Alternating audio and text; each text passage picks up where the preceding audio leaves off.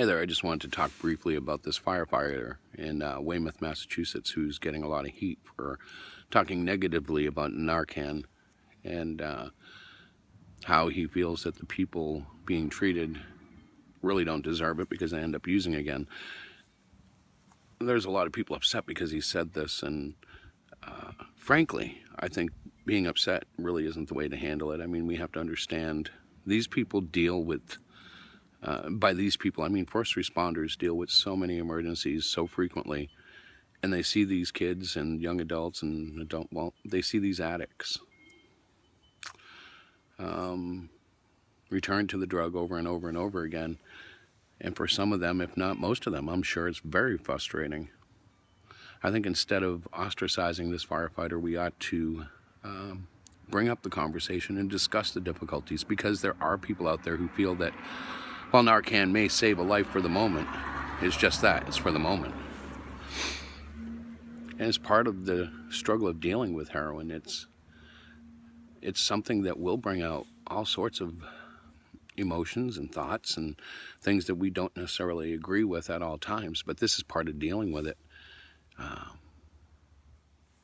We ought not treat him like some sort of monster simply because he expressed something that many people have already felt.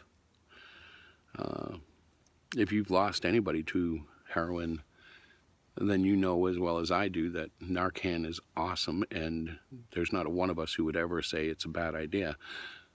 Obviously, this man is suffering from, job fatigue, seeing it over and over again.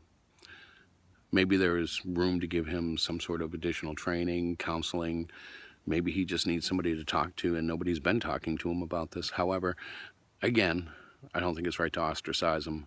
I don't think he's a demon or some evil dude. I think he's simply human.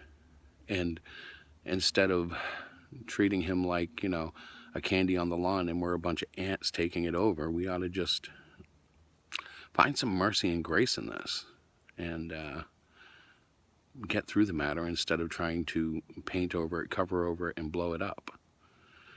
That's not a way to handle social problems, even though that's the way this country has gotten used to doing it. No, instead it would be better to talk and work it out.